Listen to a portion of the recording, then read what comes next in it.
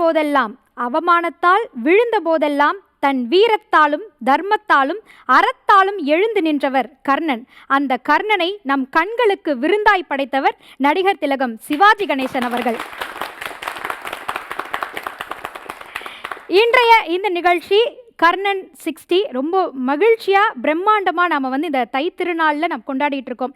1964ஆம் வருடத்தில் இதே மாதிரியான ஒரு தை திருநாளில் கர்ணனை உலகிற்கு சிவாஜி கணேசன் அவர்களின் மூலமாக அறிமுகப்படுத்தி இன்றைய தலைமுறை வரையிலும் அறத்தை செய்பவர், தர்மத்தை தருபவர் என்று மக்களுக்கு உணர்த்தி கொண்டிருக்கக்கூடிய அந்த காவியத்திற்காக இங்கு வருகை புரிந்திருக்கக்கூடிய உங்கள் அனைவரையும் வரவேற்பதில் பெருமகிழ்ச்சி அடைகின்றோம். முதலாவதாக மரியாதைக்குரிய அண்ணாதுரை கண்ணதாசன் ஐயா அவர்களை அரங்கம் நிறைந்த கைத்தட்டலோடு வரவேற்கின்றோம். இவர் கண்ணதாசன் அவர்களினுடைய மகன் என்பதையும் கடந்து இன்றைக்கு கர்ணன் திரைப்படத்தினுடைய மிகச்சிறந்த ரசிகனாய் இங்கு அமர்ந்திருக்கின்றார் என்று கூறலாம். ஒரு நல்ல நடிகர், உதவி இயக்குனர், இன்னும் பல விஷயங்கள் அவரை பற்றி கூறலாம். இன்றைக்கு கர்ணனை பற்றியும் அந்த படத்திற்கு கவச குண்டலமாய் இருந்த கண்ணதாசன் அவர்களினுடைய வைர வரிகளை பற்றியும் இன்றைக்கு நீங்கள் எங்களோடு பகிர்ந்து கொள்ளணும். இந்த நிகழ்ச்சிக்கு உங்களை வரவேற்கின்றோம் ஐயா. கர்ணன் என்பது வெறும் கதையல்ல, வெறும் காவியம் அல்ல, அது காலத்தை வென்ற ஒரு வாழ்வியல். அந்த வாழ்வியலை மக்களிடமும் மாணவர்களிடமும் கொண்டு செல்ல வேண்டும் என்பதற்காக அந்த திரைப்படத்தையே ஆய்வாக எடுத்து வழங்கிய மரியாதைக்குரிய மருதுமோகன் ஐயா அவர்களை இந்த நிகழ்ச்சிக்கு வரவேற்பதில் பெருமகிழ்ச்சி அடைகின்றோம். அடுத்ததாக இந்த நிகழ்விற்கு உங்களுக்காக அறிமுகப்படுத்த இருக்கக்கூடிய ஒரு சிறப்பான நபர். இவருடைய குரல் உலகம் அறிந்தது, இவர்களுடைய குணம் கலைத்துறையில் உள்ள ஒவ்வொருவரும் அறிந்த ஒரு மிகச்சிறந்த நபர்னு சொல்லலாம். மரியாதைக்குரிய SN சுரேந்தர் அவர்கள்.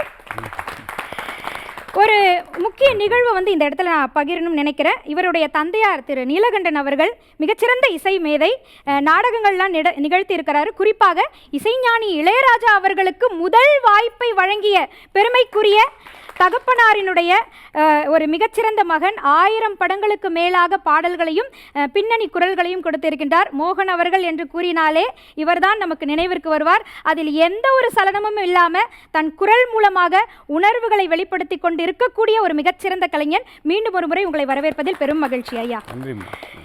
இந்த புறம் மிகச்சிறப்பான ஒரு வரவேற்பு. அதே போல அந்த புறம் அல்ல, அந்த புறத்தில் இருக்கக்கூடிய நபர்களை நாம் அறிமுகம் செய்ய இருக்கின்றோம். முதலாவதாக ஜெயகாந்தன் அவர்களினுடைய தாசனாகிய ஜஹாதா அவர்கள், எழுத்தாளர் ஜஹாதா அவர்களை வரவேற்பதில் பெருமகிழ்ச்சி அடைகின்றோம்.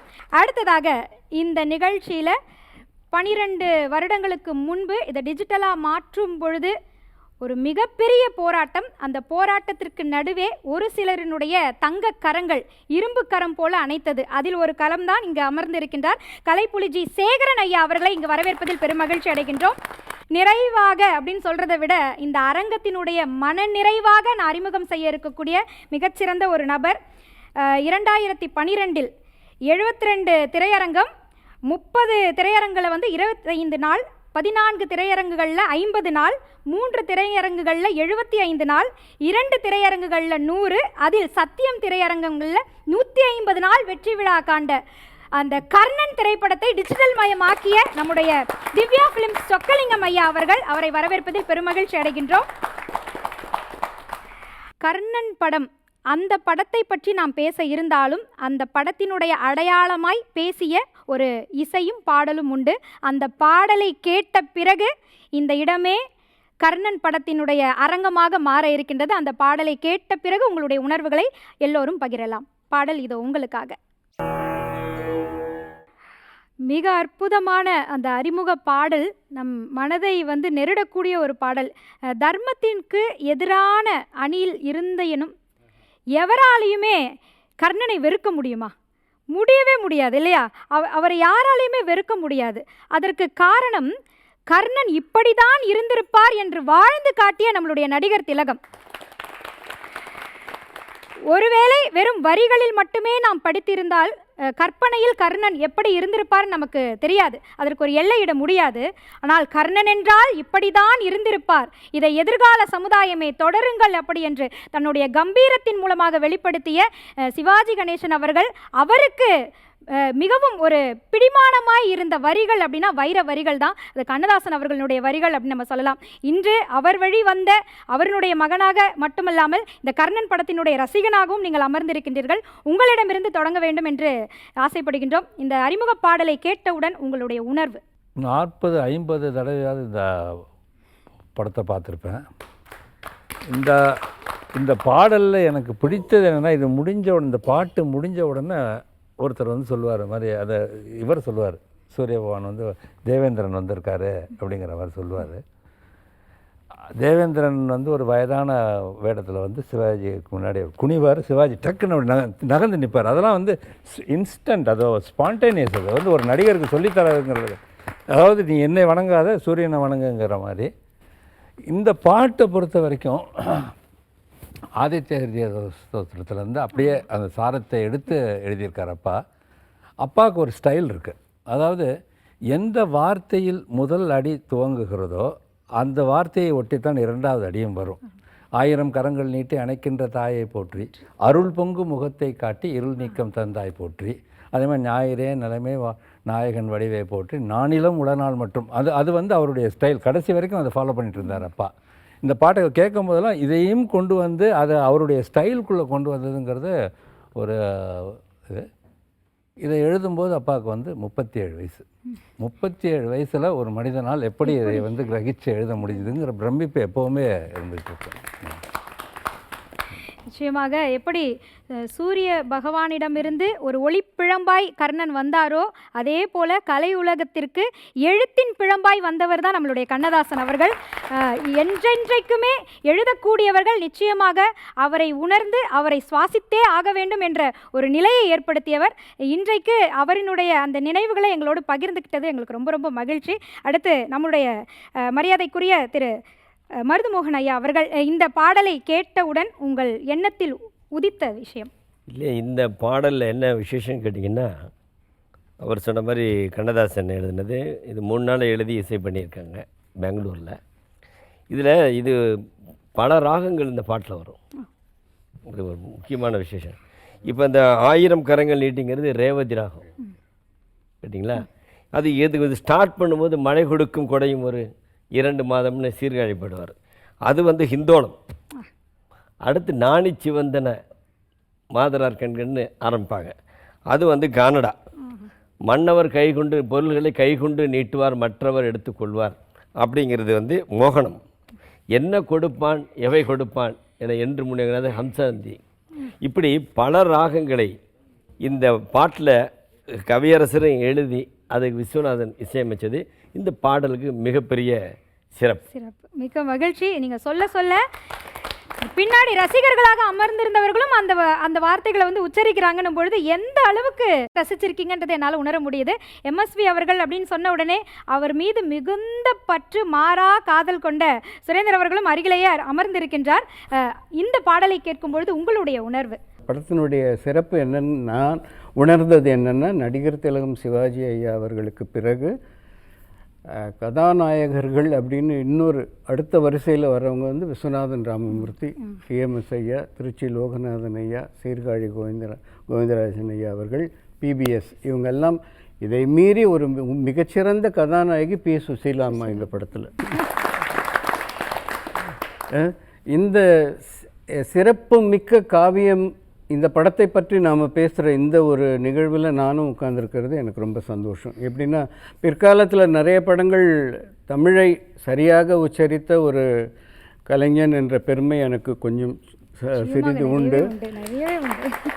அதுக்கு வந்து சிவாஜி ஐயா படங்கள், அவர் வசனங்களை, தமிழ் வசனங்களை உச்சரித்த விதம் எனக்கு வந்து ஒரு முன் உதாரணமாக திகழ்ந்தது. இந்த படத்தில் இந்த பாடலை பற்றி மட்டுமே வைத்து நம்ம ஒரு நிகழ்ச்சியை நடத்தினா கூட அந்த நிகழ்ச்சி போதவே போதாது.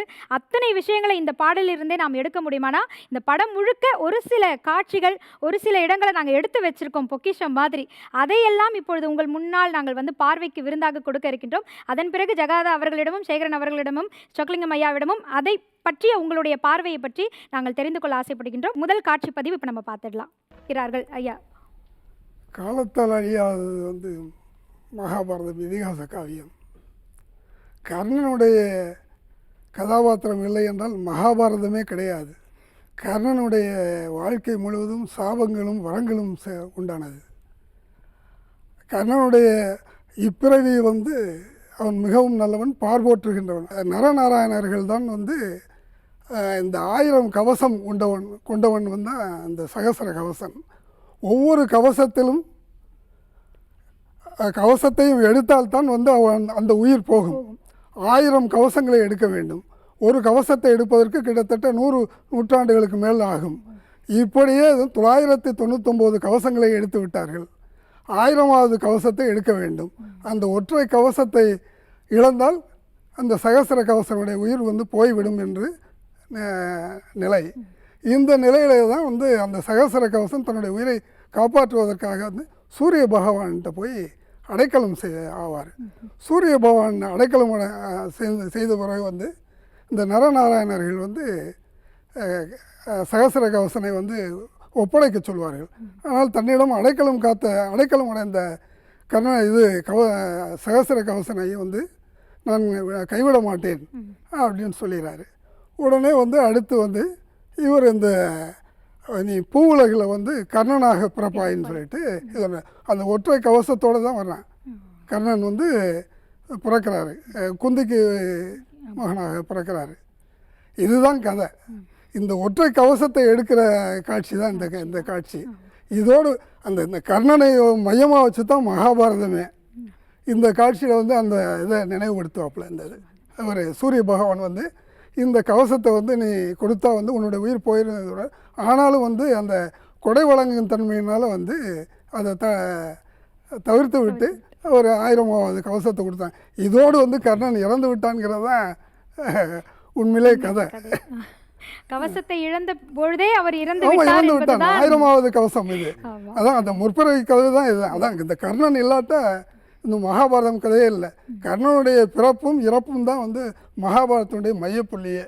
கர்ணன் இல்லை என்றால் கதையே இல்லை, கர்ணகாவியமே இல்லை. அந்த கர்ண கவசத்தை அணிந்து ஒரு நடிகராய் இல்லாமல் கர்ணனாய் வாழ்ந்த அந்த கதாபாத்திரத்தை கலைப்புலி சேகரன் ஐயா அவர்கள் எப்படி பார்க்கிறீர்கள் நீங்கள்? இது நான் ஒன்று சொல்கிறேன். சொல்லுங்க. இதை சிவாஜி நடிகர் இருந்தாலும் யார் செஞ்சால் நானும் செஞ்சால் கள்ளக்குண்டி அடிச்சிடுவோம். இந்த மீசை, அந்த நடை, அந்த நளினம், அந்த வீரம், அந்த சிரிப்பு யாராலும் பண்ண முடியுமா? இப்போ யாரும் பண்ண முடியாது. பண்ணாதே திட்டு தான் அவ்வளோ. ஏன்டா இப்படியெல்லாம் கொலை பண்ணுறீங்க அப்படின்ட்டு. அப்படிப்பட்ட ஒரு நடிப்பு. இதை சொல்கிறதுக்கு நமக்கெல்லாம் தகுதியும் இல்லை. ஏன்னா அவர் வானத்தில் மின்னுகின்ற நட்சத்திரம். நம்மெல்லாம் அதை பார்த்து கை தட்டி சிரிக்கிற சிறுவர்கள், அவ்வளோதான். இதுக்கு வேறு வழியே. அவர் ஒரு பிளாக் ஹோல் மாதிரி எல்லாத்தையும் இழுத்துடுவார். சூரியன் முதற்கொண்டு இழுக்கிற மாதிரி எல்லாத்தையும் ஈர்த்து வரவர். அவரை சொல்கிறதுக்கு இது எங்களுக்கெல்லாம் தகுதியே இல்லை. மகிழ்ச்சி ஐயா, மிக்க மகிழ்ச்சி. அடுத்து உங்களுக்காக ஒரு காட்சி பதிவும் காத்திருக்கின்றது, அதையும் நாம் பார்த்து விடலாம். நட்பினுடைய ஆழத்தை உணர்த்திய ஒரு காட்சி. நண்பன் என்றால் எப்படி இருக்க வேண்டும், நம்பிக்கை என்றால் எந்த அளவிற்கு இருக்க வேண்டும் என்பதையும், அதே போல கண்ணீரில் கூட வேறு வித்தியாசத்தை காட்டியவர் நம்மளுடைய நடிகர் திலகம். தாய் என்றால் அதற்கு ஒரு விதமான கண்ணீர், இந்த நட்பினுடைய அன்பு என்றால் அதற்கு ஒரு விதமான கண்ணீர். ஐயா சொல்லுங்க ஐயா. இந்த காட்சிக்கு பிறகு எத்தனையோ நண்பர்கள் ரொம்ப அந்யோன்யமாக வாழ்ந்த நண்பர்கள் சரித்திரம்லாம் உண்டு.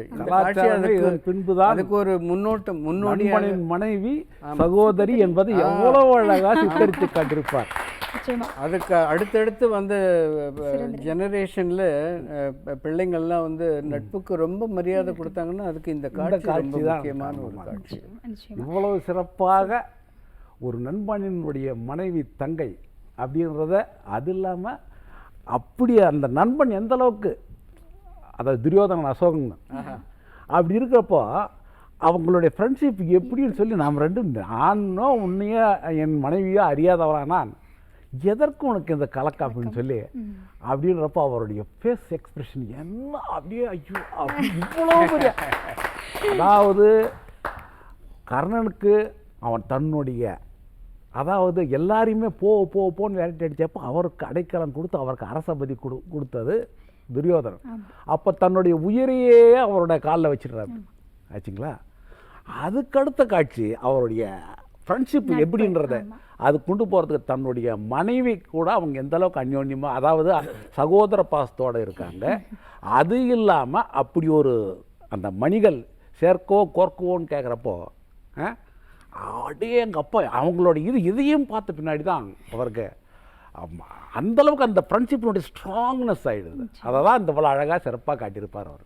மகிழ்ச்சி. திவ்யா சொல்லுங்க ஐயா, சுரேந்தர் ஐயா. இந்த தருணத்தில் எனக்கு இன்னொரு பாக்கியம், அதை நான் இங்கே குறிப்பிட்டு சொல்லணும், இங்கே தான் சொல்லணும். சொல்லுங்க.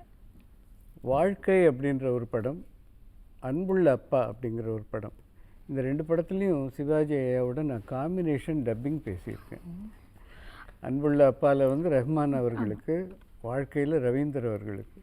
இதெல்லாம் எனக்கு வந்து மிகப்பெரிய ஒரு அதிர்ஷ்டம், பாக்கியம், அனுபவம். ஆமாம், அனுபவம். இந்த பிறவி பயனை அடைந்து விட்டேன். அவருடன் பேசுவதற்கான வாய்ப்புகள்.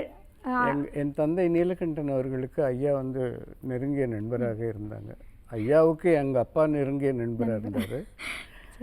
எங்கள் வீட்டு நிகழ்ச்சிகளுக்கெல்லாம் ஐயா வந்து தவறாமல் கலந்துக்குவார். ஒரு தடவை சொன்னாராம், உன் பையன் பெரிய டப்பிங் ஆர்டிஸ்ட் ஆகிட்டான் போல் இருக்குன்னு எங்கள் அப்பா கிட்ட. நீலு எங்கன்னு கேட்பாராம். மேக்கப் ரூமுக்கு வந்துட்டாலே, வாகினி ஸ்டுடியோ மேக்கப் ரூம் வந்துட்டாலே எங்கே நீலகண்டன்னு செல்லமாக கூப்பிடுவார். நீலு எங்கன்னு கூப்பிடுவாராம், கேட்பாராம். எங்கள் அப்பாவை பார்க்குறதுல அவருக்கு அவ்வளவு நட்புக்கு மிகச்சிறந்த மனிதர்.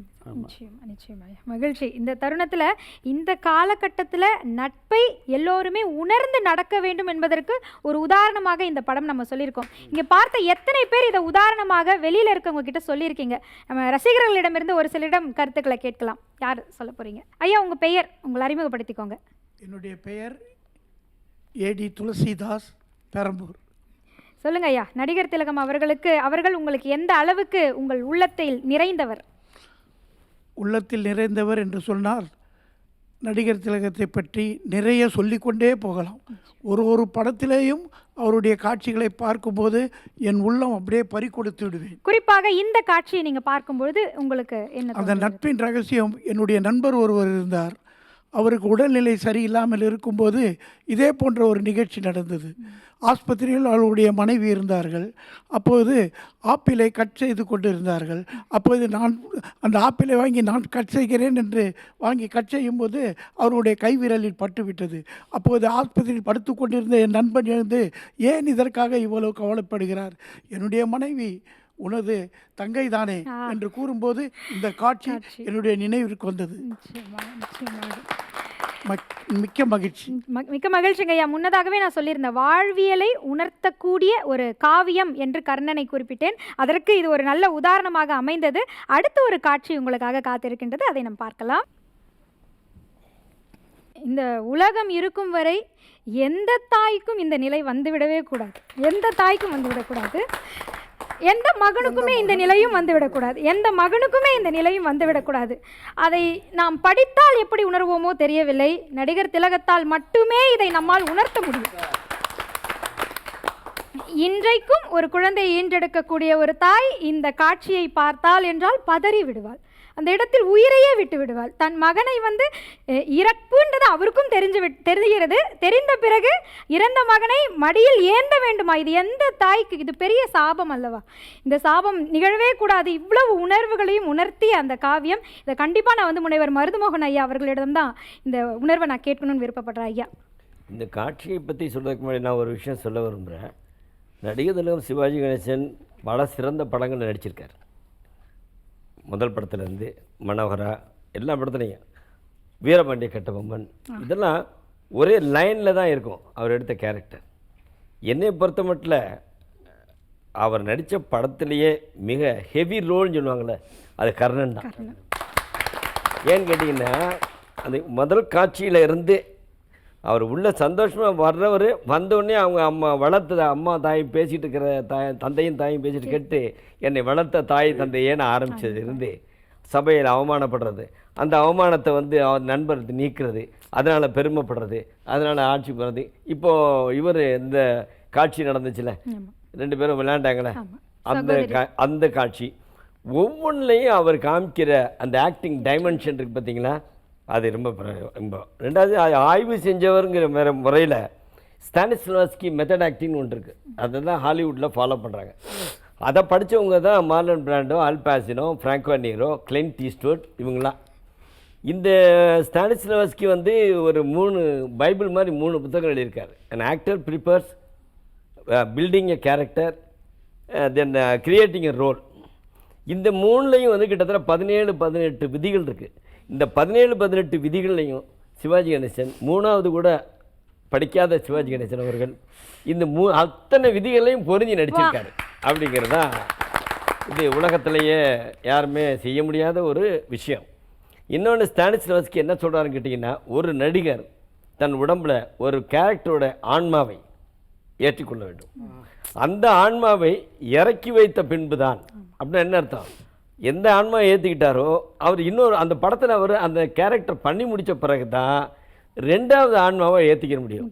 ஆனால் இவர் 1964 இந்த படம் வந்துச்சு இல்லையா, இந்த சமயத்தில் கை கொடுத்த தெய்வம், புதிய பறவை, பச்சை விளக்கு, இந்த மாதிரி ஒரு 7-8 படங்கள் அத்தனை ஆன்மாக்களுக்கும் இவர் உடம்புல இடம் கொடுத்துருக்காரு.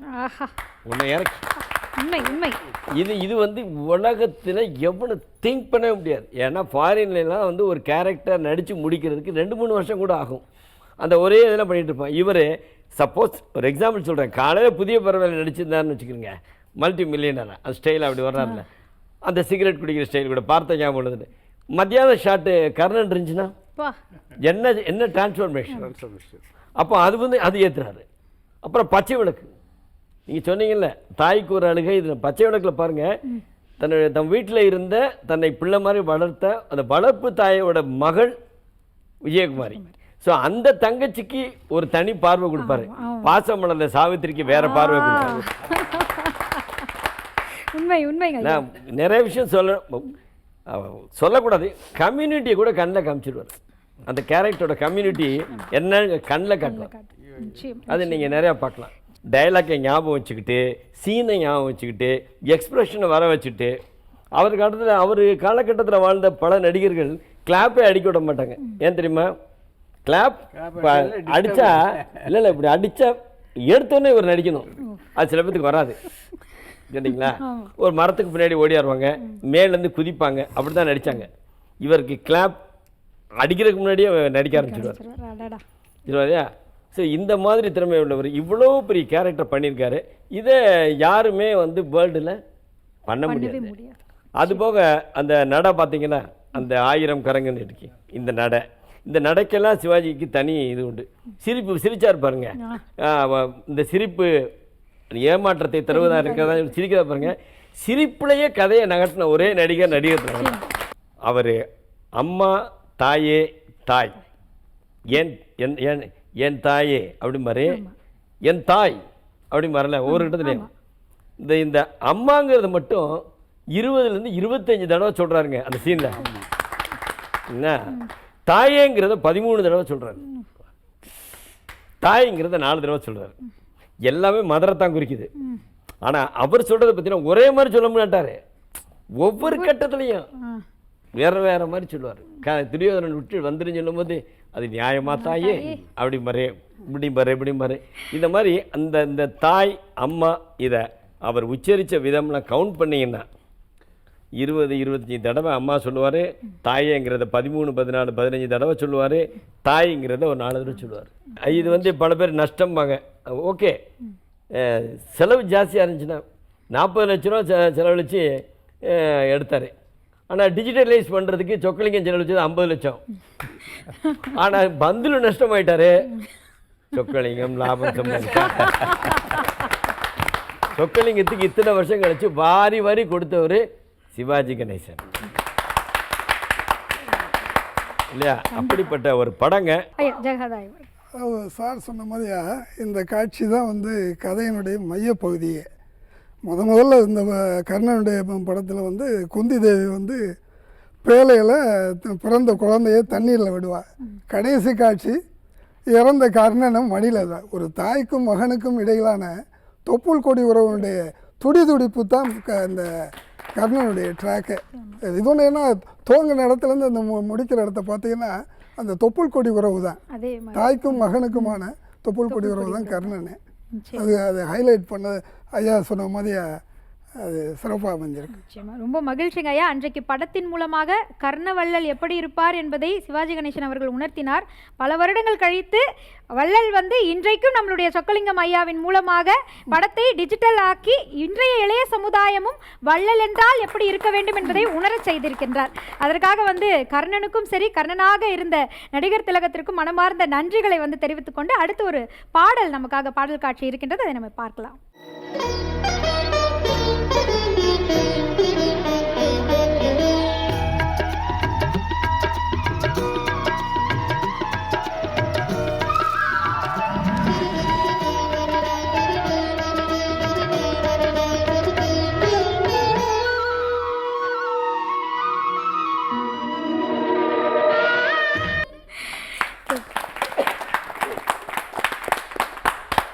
கர்ணனினுடைய பல உணர்வுகளில் காதல் உணர்வை வெளிப்படுத்திய தருணம் இது. அதுவும் காதல் மயக்கம் நிகழ்ச்சி அந்த பாடல் முடிவில் வந்து மயங்கி இருப்பாங்க ரெண்டு பேருமே. அந்த காதல் மயக்கத்தை வந்து இரண்டு பேருமே வெளிப்படுத்தியிருப்பாங்க.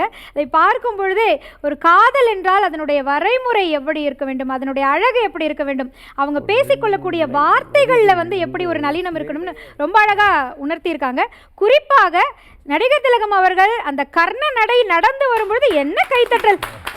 ரசிகர்கள் வந்து அவர் நடைக்காகவே வந்து தன்னுடைய உயிரையும் கொடுப்பார்கள் போல இருக்கு. அந்த மாதிரி நடை அழகன். நடிகர்களில் சிவாஜி ஐயாவுக்கு முன், சிவாஜி ஐயாவுக்கு பின். சிவாஜி ஐயா வந்து நடிப்புக்கு ஒரு வள்ளல். அவரை தொடர்ந்து வந்த நடிகர்களுக்கு அவர் நடிப்பு கலையை சொல்லி கொடுத்த ஒரு கர்ண வள்ளல். சுரேந்தர் ஐயாவும் நடுவில் இடையே பாட ஆரம்பிச்சிங்க. எந்த வரிகள் பாடுனீங்க? பாடும்பொழுது நமக்கு எவ்வளோ மனசில் பதிஞ்சிருந்தா பார்க்காம, எப்பவுமே நான் பார்த்து பாடுறேன். இந்த பாருங்க, இந்த நிகழ்ச்சிக்கு எழுதிட்டுலாம் வந்திருக்கேன். ஆனால் இந்த பாட்டு வரும்பொழுது அதில் வர ஐயா கூட என்னை ரொம்ப பாராட்டினார், ஒரு தட்டி பாராட்டினார். அவர் தம்பி சண்முகம் வந்து லண்டன்லேருந்து வந்தோன்னே தேட்டரில் பார்த்துருக்காரு, அழுதுகிட்டு இருந்திருக்காரு. வந்து திட்டிருக்காரு, என்னண்ணா அழுகிற சீனாக வைக்கிறீங்க, அழுகிற சீனா இன்னும் கொஞ்சம் பாரியா பழையபடி அழுகிற சீனை கொண்டு காமிச்சு தேட்டரில் கைதட்டிருக்காங்க. அதுலேருந்து எல்லா ப்ரொடியூசரும் கூப்பிட்டு எங்கள் அண்ணன் அழுகிற சீன் எத்தனை வச்சுருக்கீங்க அதை வைங்க அப்படி. நிறைவான பகுதியை நாம் வந்து நெருங்கி இருக்கின்றோம். நிறைவாக சொக்கலிங்கம் ஐயாவிடம் ஒரே ஒரு கேள்வி. இந்த அற்புதமான படத்தை ரிலீஸ் பண்ணணும்னு அந்த ரிலீஸ் டேட் அனௌன்ஸ் பண்ணீங்க இல்லையா, அந்த தருணம் வந்து உங்களுக்கு எப்படி இருந்தது? மீண்டும் ஒரு முறை இந்த குழந்தையை இந்த உலகத்திற்கு, டிஜிட்டல் உலகத்திற்கு கொடுத்துருக்கீங்க. அந்த தருணம் எப்படி இருந்ததுன்றதை மட்டும் சுருக்கமாக எங்களுக்காக. ஏறக்குறைய அதாவது அதாவது செல்லுலாய்ட் ஃபார்ம்லேருந்து டிஜிட்டல் ஃபார்முக்கு கொண்டாட முடியுமான்னு போராடினது 3 வருஷம் எடுத்துக்கிச்சு. அந்த 3 வருஷம் போராட்டத்தில் ஐயா கலைப்புலி சேகரன் அவர்கிட்ட சில டீட்டெயில்ஸ் எல்லாம் கலெக்ட் பண்ணி அதாவது இதிலிருந்து செல்லுலாய்ட் போன்றப்போ அது 25 ஃப்ரேம்ஸ், இது 25 ஃப்ரேம்ஸ்னு சொல்லுவாங்க. அப்போ அதெல்லாம் எனக்கு புரியாது. அதை கன்வெர்ட் பண்ணி கொண்டாந்து ட்ரெய்லர் வெளியீடு அப்படின்னு சொல்லி வெளியிட்ட பின்னாடி தான் என்னுடைய ஒரு ஷேப்புக்கே வந்தது. ட்ரெய்லர் வெளியீட்டு விழா செஞ்ச பின்னாடி ஓரளவுக்கு திரையரங்கு உரிமையாளர்கள் அனைவரும் கொஞ்சம் வியந்து பார்க்க ஆரம்பித்தாங்க. ஓரளவுக்கு நம்ம ட்ரெய்லர் ரிலீஸுன்னு சொல்லி இதுவரையில் யாரும் பண்ணதே இல்லை பழைய படத்தை. ஃபஸ்ட்டு நான் ட்ரெய்லரை கட் பண்ணி அப்போ கொண்டு போனால் செஞ்சால்தான் அதை போய் சேர்த்த முடியும் அப்படின்னு சொல்லி அப்போது செஞ்சு ட்ரெய்லர் வெளியிட்டுட்டாங்க. ஒய்ஜி மகேந்திரா சர்மா ரொம்ப சப்போர்ட் பண்ணியிருந்தார். அதை ட்ரெய்லர் தேட்டரில் இந்த மாதிரி டிஜிட்டல் பழைய படத்தை தேட்டரில் கொண்டாட முடியும், அலாங் வித் சவுண்டு, ஒரிஜினல் சவுண்டோடு வர முடியும் அப்படின்னு சொல்லி கொண்டு வந்த பின்னாடி அதுக்கப்புறம் வந்து தேட்டரிக்கல் அனௌன்ஸ்மெண்ட்டை ரிலீஸ் பண்ண பின்னாடி அதுக்கப்புறம் வந்து என்னாச்சுன்னா, ஃபஸ்ட் எடுத்தோடனே ஒரு டென்ஷன், தேட்டர் கிடைக்குமா கிடைக்காதா அப்படின்னு சொல்லி ஃபஸ்ட் எடுத்து சாந்தி தேட்டரில் ஒரு இது கிடைச்சா போதுமே அப்படின்னு சொல்லி தெரிஞ்சுருந்தேன். அதுக்கப்புறம் சிவாஜி சாரோட சன் ராம்குமார்கிட்ட போய் இப்படி ஏதாவது இந்த மாதிரி செஞ்சுருக்கேன்னா இந்த மாதிரி ஒரு தேட்டர் கொடுங்க. அதுக்கப்புறம் அடுத்தது வந்து சத்யம் தேட்டர்லேயே ஒரு சின்ன தேட்டர் கிடைச்சா போதுமே அப்படின்னு சொல்லி இந்த மாதிரி படங்களை நாங்கள் போடுறதில்லையே அப்படி இப்படி நல்லா பலம் சொல்லிகிட்டு இருந்தாங்க. பட் இதை போட்டு பாருங்கள் அப்படின்னு சொல்லி சத்யம் தேட்டரில் ஒரு தேட்டர் கொடுத்த பின்னாடி அதுக்கப்புறம் எல்லா தேட்டர் காலம் எனக்குன்னு சொல்லி தமிழகம் முழு 72 தேட்டர்கள் 72 தேட்டர்களுக்கும் அதை வந்து ரிலீஸ் பண்ணுற ஒரு ஸ்டேஜ் வந்தது. பட் அதாவது இவ்வளோ தேட்டருங்க வருது, இதுக்கு தகுந்த ஃபீடிங் பப்ளிசிட்டி எப்படி பண்ணணும், அதுக்கு குறைவில்லாமல் பண்ணணுன்றதில்ல, மேக்ஸிமம் எந்த அளவுக்கு பப்ளிசிட்டியை டிசைன் பண்ணி எப்படி எப்படிலாம் செய்யணுமோ கொண்டு போய் பப்ளிசிட்டி சேர்த்து அதுக்கப்புறம் மார்ச் 2012 அன்று அதை ரிலீஸ் பண்ண உடனே அன்றைக்கி இருக்கும் பாருங்கள் ஒரு டென்ஷன். ரிலீஸ் பண்ணிவிட்டு அதை ஒருத்தனே எல்லாத்தையுமே இந்த க்யூபுக்கு லோட் பண்ணுறது, லைசன்ஸ் க்யூப்ன்றது எனக்கு அது ஃபஸ்ட்டு அப்போ தான் அது தெரியும். க்யூப்பில் லோட் பண்ணுறது, அது லைசன்ஸ் கொடுக்கணும், அது செய்யணும், இது செய்யணுன்றதெல்லாம் அப்போல்லாம் ரொம்ப சிரமமாக இருந்தது. அது இல்லாமல் பழைய படங்களை போடுறதா இருந்தால் தேட்டர்ஸ் ஓனர்லாம் வந்து 30% அவ்வளோதான் கொடுப்பா அப்படின்வாங்க. எப்படியோ ஒன்று தேட்டரில் எக்ஸ்ப்ளாய்ட் பண்ணணும் அப்படின்னு சொல்லி பிளான் பண்ணி எனக்கு அமைந்த விநியோகஸ்தர்கள் ஒரு அற்புதமான விநியோகஸ்தர்கள். அவங்க எல்லாருமே அழகாக எனக்கு ஹேண்டில் பண்ணி கொடுத்தாங்க. அதனோட ரிட்டர்ன்ஸ் முன்ன பின்னே இருந்தாலும் விநியோகஸ்தர்கள்லாம் ஹாப்பி. அதே மாதிரி சத்யம் தேட்டருக்கு நான் வந்து ஒரு சொற்ப தொகைக்கு தான் ஃபஸ்ட்டு கொடுத்துட்டேன். சொற்ப தொகை கொடுத்துட்டேன்னா நீங்கள் க்யூபுக்கு ஒரு 2 லட்ச ரூபா கட்ட வேண்டிய ஒரு நிலைமை இருந்தது. அதுக்காக அந்த 2 லட்ச ரூபாய்க்காக சத்யம் தேட்டரையும் அதில் வர வருவாயை பூரா ஒரு அதை கொடுத்துட்டு அதுக்கப்புறம் அன்றைக்கி ரிலீஸ் ஆன அன்றைக்கி எப்படி இருக்குமோ என்ன இருக்குமோ அப்படின்னு சொல்லி துடிப்பு இருக்கும் பாருங்கள். அப்படியே அந்த நூன் ஷோ அங்கே போடல, அது மேட்னியில் இருந்து தான் சாந்தி சத்தியத்துலேயும் மேட்னி வந்து ஓடிச்சு. நூன் ஷோவில் வெளியூரில் இங்கே ஓடி இருக்கு, சரியான ரிப்போர்ட் வரல. அப்படியே அந்த துடிப்பு என்ன ஆகும் எப்படி ஆகுன்றது என்ன ஆச்சுங்க ஐயா இருக்கிற அந்த துடிப்பு அந்த நிமிஷம் நான் பட்ட பாடுகள். அதுக்கப்புறம் ஒவ்வொரு ரிப்போர்ட்டாக ஒன்று ஃபோன் வந்தது, சார் நல்லா இருக்கு, பிரமாதமாக இருக்குது அப்படி இப்படின்னு சொல்லி வந்தது. அதுக்கப்புறம் ஒன்று வந்தது. அதுக்கப்புறம் சாந்தி தேட்டர் ஹவுஸ்ஃபுல் அப்படின்னு சொல்லி ரிப்போர்ட் வந்து, அடுத்து சத்யம் தேட்டர் ஹவுஸ்ஃபுல் அப்படின்னு வந்து, கோயம்புத்தூர்லேருந்து ரிப்போர்ட் ஹவுஸ்ஃபுல் வந்து. அதுக்கப்புறம் வந்து ரிப்போர்ட்ஸ் எல்லாம் பார்த்துட்டு அவ்வளோ ரொம்ப நல்லா இருக்கு அப்படின்னு சொல்லி சொன்ன பின்னாடி அன்றைக்கி EVKS MSV விஸ்வநாதன் ஐயா, அதுக்கு ஒய்ஜி மகேந்திரன் சார் எல்லாமே சத்யம் தேட்டரில் வந்து படம் பார்த்துட்டு அன்னைக்கு கிடைச்ச ஒரு இது இருக்கும் பாருங்க, என் வாழ்நாள் சாதனையை. அதாவது ஞான ஒளி படத்தில் கோகுல்நாத் ஒரு சிவாஜிகிட்ட சொல்லுவார், மனிதனாக பிறந்தவன் இந்த இதுக்கு ஏதாவது ஒரு செஞ்சாகணும் அப்படின்னு சொல்லுவார். அந்த வாழ்க்கையை நான் இந்த கர்ணனை எடுத்துக்கு போய் நடிகர் திலகத்தை திருப்பியும் இந்த ஜென்ரேஷன் கொண்டு போய் சேர்த்துட்டன்ற ஒரு பெருமையும் பூரிப்பாக அன்றைக்கி அடைஞ்சேன். அதுக்கப்புறம் வந்து அது அன்றைக்கி வெற்றி அடைஞ்ச பின்னாடி அதுக்கப்புறம் 1 வாரம் 2 வாரம் தான் போகும்னு நினச்சேன். அதுக்கப்புறம் பார்த்தா 30வது நாள் விழாக்கு ஏற்பாடு பண்ணிக்கிட்டு எப்படியும் 30வது நாளுக்கு ஏற்பாடு பண்ணியிருக்காருன்னு சொல்லி கான் வித் UK முரளி அவங்க ஏற்பாடு அதை ஷோ ஃபிக்ஸ் பண்ணிட்டு இருக்காங்க. இவங்க 30 நாள் ஓடுமா இல்லைன்னு தெரியல, ஆனால் அவங்க இவங்களுக்கெல்லாம் தெரிஞ்சிருக்கு. 30வது நாள் விழா வச்சுட்டாங்க. அதுக்கப்புறம் 30 நாள் முடிஞ்சதும் அதுக்கப்புறம் வந்து 50வது நாள் அப்படியே விளம்பரம் பண்ணி செஞ்சு அந்த விளம்பரத்தை கொண்டு வந்து அதுக்கப்புறம் 75வது நாள் 100வது நாள் அதுக்கப்புறம் 150க்கு மேலேயும் போயிருந்திருக்கும். எந்த திரையரங்கும் யோசித்ததோ அங்கேயே 150 அது ஹவுஸ்ஃபுல்லாகவே போயிட்டு இருக்குது. ஒரு காலகட்டத்தில் என்னாச்சுன்னா என்னுடைய திருமணம் டேட் வேற ஃபிக்ஸ் பண்ணிட்டேன். அந்த டயத்தில் இதையும் ஓட்டணுமா இல்லைன்னு சொல்லி தேட்டர்காரங்களாம் சரி நிறுத்திக்கலாம் அப்படின்னு சொல்லி நம்ம ராம்குமார் சாரும் போதும் 150 நிறுத்திக்கலான்னு சொல்லி சொன்னார். இல்லைன்னு வச்சுக்கோங்க இது ஓடிக்கிட்டே இருந்திருக்கும் அந்த பாட்டுக்கு. அந்த ஒரு சந்தர்ப்பத்தை நான் மிஸ் பண்ணிட்டேன். ஆனால் எனக்கு ஒரு நிறைவு என்னன்னா இந்த ஒரு படத்தை இந்த காவியத்தை மக்களிடம் கொண்டு சேர்த்தேன். அது மட்டும் இல்லைங்க ஐயா, இந்த படத்தை நீங்கள் சேர்த்ததுனால தான் அதன் பிறகு நிறைய படங்களுக்கு அந்த வாய்ப்பு ஏற்பட்டது. அடுத்தடுத்து டிஜிட்டல் பண்ண வேண்டிய நல்ல நல்ல படங்களை தேர்வு செய்து இப்பொழுது அந்த ஒரு ட்ரெண்டிங் தான் இப்போ போயிட்டு இருக்குன்னா அந்த இதை இன்னைக்கு டேட்டில் சார் சொல்லுவார். இன்னைக்கு இந்த டிசம்பர் மாதம் எல்லாமே பழைய படங்களே டிஜிட்டலில் போடவே மாட்டாங்க. ஆனால் கர்ணன் நான் டிஜிட்டல் பண்ண பின்னாடி இந்த டிசம்பர் மாதம் பூரா தமிழ்நாடு பூரா இல்லை பழைய படங்கள் தான் டிஜிட்டல் ஃபார்மேட்டில் ஓடிட்டு. எந்த படத்துக்கும் இந்த மாதிரி 60வது ஆண்டு விழா எடுத்ததாக சரித்திரம் இல்லை. நீங்கள் ஹாலிவுட்லேருந்து எதில் எடுத்தாலும் சரி 60வது ஆண்டு விழா ஒரு படத்துக்கு எடுத்துக்காங்கிறது இதுதான். அதை செஞ்சது சொக்கலிங்கம். அதனால் அவருக்கு நம்ம கை தட்டிக்கணும். ஏன்னா அதுதான் சொன்னார். சொக்கலிங்கத்துக்கு தான் நம்ம எல்லாம் நன்றி. ஆமாம் பல பேர் டிஸ்கரேஜ் பண்ணாங்க. ஆமாம் ஐயோ இவன் மற்ற பாடு இருக்குத பெரும்பாடு ஏன்ட்ட தான் வந்து கேட்டாப்புல. நான் தலைவராக இருக்கிறேன் 2012 அந்த வாக்கில் இருக்கிறேன். ஏன்னா டிஜிட்டல் அப்போ தான் வந்துக்கிட்டது. ஆனால் 2008 நாங்கள் டிஜிட்டலில் சோசின்னு ஆரம்பிச்சிட்டோம். ஏன்னா அது வந்த பிறகு தான் ஒரு பெரிய மாற்றம் நடந்தது. நமக்கு எட்டாக்கணியாக இருந்த சினிமா கிட்டுங்கணியாக மாறினது இந்த டிஜிட்டல் வந்தது பிறகு. ஆரம்பத்தில் சொக்கலிங்கம் கேட்கும்போது எனக்கே பயந்தான், என்னையா பண்ண ஏன்னா அப்போ தான் வந்துக்கிட்டு இருக்குது, எப்படி எடுக்கிறது, நெகட்டிவ்லேருந்து எடுக்கிறதா பாசிட்டிவ், ஏன்னா முதல் நெகட்டிவ்லேருந்து தான் எடுத்தாங்க. இப்போ எல்லாத்துலேருந்து 4K பண்ணிடுறாங்க, ஸ்கேன் பண்ணுறாங்கன்னு வச்சுங்களேன். அப்போ ஆரம்ப கட்டம் ரொம்ப எதுக்கு அவனுக்கு இந்த வம்பு, என்ன லூஸ் ஆகிட்டான் அவன், பிகிலுன்னு சொல்லுவாங்க, பிகில் ஊத போகிறான் அப்படின்னு. பிகிலும் ஒன்றும் இல்லை, இன்னொன்னா அவுதுர போகிறான் பாரு இந்த படத்தில், அப்படி நீ ஒன்று கிண்டல் பண்ணாத ஆளே கிடையாது. நானே பயந்துட்டேன், பார்த்து பண்ணி இது என்ன அது சிக்கலை எல்லாமே கிண்டல் பண்ணுறானுங்கண்ணே. நான் இல்லைண்ணா எப்படினாலும் பண்ணிடலான்னு சொல்லிட்டு இதுக்காக ஏகப்பட்ட பணம் செலவு பண்ணால் அப்பப்போ வந்து ஐடியா கேட்பேன். நான் அங்கங்கே ஆளுங்களை சொல்லி கிள்ளி பிடிச்சி கிடிச்சி பண்ணி படம் ரிலீஸுக்கு வந்துடுச்சு. அப்பையும் இவனை கிண்டல் தான், நீ கேளு தான். ஆனால் மாபெரும் வெற்றியை கொடுத்து அந்த நம்ம நடிகர் தரத்துக்கு பெரிய புகழ் மாலை சூட்டிக்கிறாப்புல சொக்கலிங்கம். அது சாதாரண விஷயம்ல, இன்னும் விடமாட்டேன்றாப்புல பாருங்க, 60வது வருஷம்னு ஒன்று இருக்கிறாப்புல.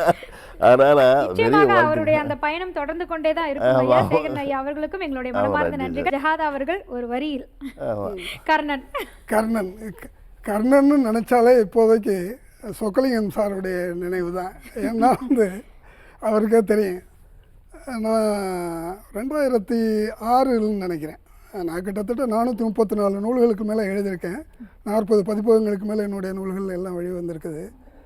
என்னை பொறுத்த வரைக்கும் வந்து இத்தனை நூல்களை எழுதின போது எனக்கு மகாபாரதத்தின் மேலே வந்து ஒரு கடுமையான ஈர்ப்பு உண்டு அப்படின்னு சொல்லி கிட்டத்தட்ட ஒரு 400 பக்க அளவில் கையடக்கத்தில், ஏன்னா மகாபாரதங்கிறது வந்து 8000 9000 பக்கங்கள்லாம் வந்து பெரிய அளவில் மகாபாரதம் இருக்குது. இந்த இதே நூல் தான் கையடக்கத்தில் 400 பக்கத்தில் இலவச பிரதியா அந்த ஓம் சரவண பவத்துக்கு நான் எழுதி கொடுத்தேன். எளிமையான முறையில் அடுத்த தலைமுறைக்கு, ஏன்னா மகாபாரதம் அந்த பக்கங்களை பார்த்தோன்னே வந்து பயந்துட்டு ஓடுற காலகட்டத்தில் வந்து இந்த தலைமுறைக்கு பார்த்த உடனே எளிமையாக புரிந்து கொள்ளக்கூடிய அளவுலையும் வந்து மகாபாரதத்தினுடைய சாரத்தை முழுமையாக எடுத்துக்கொள்ளக்கூடிய அளவுலையும் இந்த நூலை கொண்டு போனேன். எப்போ ஃபோன் எடுத்தாலும் வந்து இந்த மகாபாரதத்தை பற்றி பேசாமல் இருக்க மாட்டார். எனக்கு வந்து இந்த டிஜிட்டலுக்கு ஆதார சுருதியாக இருந்தது உங்களுடைய மகாபாரதம் தான் சொன்னார். அவரை கையெடுத்து கும்பிட்டு இந்த அரங்கத்தில் இதுக்கு ஒரு பெரிய நன்றியை நான் சொல்லிக்கிறேன். அவருடைய நன்றியை தெரிவிக்கும் விதமாக தான் இன்றைக்கு உங்களையும் இந்த இடத்துல அழைத்து இந்த பொன்னான நாள்ல இணைச்சிருக்காங்க. ஒரு வாரத்துக்கு முன்னால தான் வந்து இந்த மாதிரி இந்த ஒரு நிகழ்வு இருக்குது, கண்டிப்பாக வந்து நீங்கள் வந்து கலந்துக்கணும். சரி, நான் ஒரு பார்வையாளனாக வந்து கலந்துக்கிறேன்னு சொல்லிட்டு சொன்னேன். அவருக்கு என்னுடைய நன்றி. புதுயுகம் தொலைக்காட்சிக்கு என்னுடைய நன்றியை தெரிவித்து மிக்க மகிழ்ச்சி. இந்த தருணத்துல ஒரு நபர் இங்கு வர இருக்கின்றார்.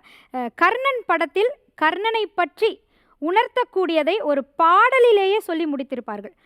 அந்த பாடல் நிறைய பாடகர்களினுடைய வாழ்க்கையை திருப்பி போட்டது. அதில் மிக முக்கியமானவர் பின்னணி பாடகர் திரு முகேஷ் அவர்கள். 400 திரைப்படங்களுக்கு மேலாக பாடியிருக்கின்றார். இருப்பினும் எந்த மேடைகளுக்கு சென்றாலுமே ரசிகர்களிடமிருந்து ஒரு துண்டு சீட்டு வரும். அதில் கர்ணனின் இந்த பாடலை எங்களுக்காக ஒரு முறை பாடுங்கள்னு இன்றளவும் கேட்பவர்கள் இருக்கின்றார்கள் என்பதை பெருமையோடும் தலை நிமிர்ந்தும் சொல்லக்கூடிய ஒரு நபர். அவரை இந்த அரங்கத்திற்கு அரங்கம் நிறைந்த கைத்தட்டலோடு வரவேற்கின்றோம்.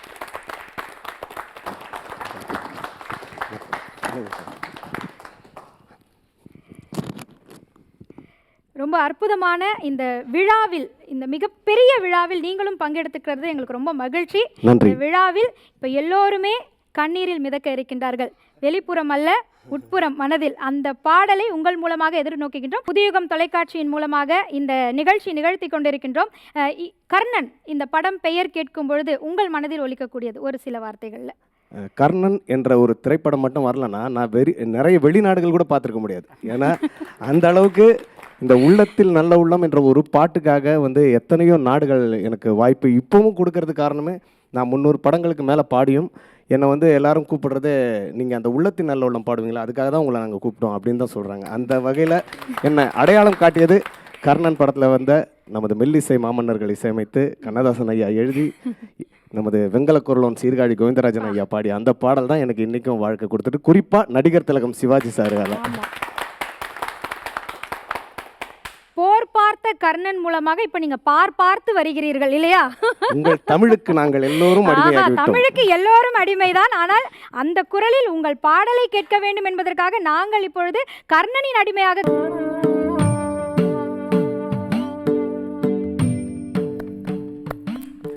நன்றி நன்றி நன்றி. தர்மத்தின் வாழ்வுதனை சூது கவ்வும், தர்மமே வெல்லும் அப்படின்றது எல்லோருக்குமே தெரியும். ஆனால் அந்த தர்மத்தாயே வந்து கதறி அழுத தருணம் அந்த தருணம் இல்லையா? இல்லை, அந்த டைமில் அந்த சீன் நம்ம இப்போ எல்லாருக்குமே அதை இந்த பாட்டு கேட்கும்போது இங்கே பாடுற எனக்கும் தான் அந்த சீன் அப்படியே போவோம்.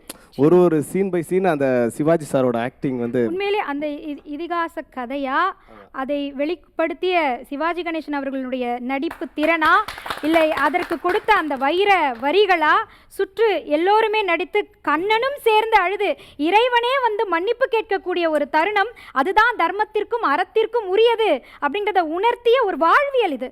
இதை குழந்தைகளிடம் வந்து கொண்டு போய் சேர்த்துட்டு இருக்கீங்க. உங்களை மாதிரியான இளைய சமுதாயம் பாடல்கள் மூலமாக என்ன இந்த பாடல்ன்றது குழந்தைகள் கேட்பாங்க இல்லையா? அது அற்புதமா எங்களுக்காக வெளிப்படுத்திய திரு முகேஷ் அவர்களுக்கு ஒரு நல்ல கைத்தட்டல் கொடுத்துடலாம். அம்மா கூட பாடின என்னையும் கொஞ்சம் சொல்லுங்க. ஐயா, நாங்க உங்க காலிலே விழுந்து சரணமாயிடுவோம் ஐயா. நிச்சயமா பின்னிருந்து உண்மையிலேயே மனதில் வந்து அந்த அழுகை, எல்லோருக்குமே அந்த கண்ணீர் உரியது. கர்ணன் வாழ்க்கை என்றால் இப்படிதான் இருக்கும் அப்படின்றதை வாழ்ந்து காட்டிய வள்ளல் தான் நம்மளுடைய சிவாஜி கணேசன் அவர்கள். கண்டிப்பாக கண்டிப்பாக அந்த இடத்தில் வாழ்ந்த அந்த வரிகளை பத்தி நம்ம ஐயாவிடம் கேட்டுடலாம். ஐயா, இந்த வரிகள் நிச்சயமா ஒரே ஒரு வார்த்தை சொல்லிட்டு நான் அப்படியே அவங்க கிட்ட போயிடுறேங்க ஐயா. ஒரு மொத்த கதையோடைய சாரத்தை இந்த ஒரு பாட்டில் கொண்டு வந்திருக்காரு.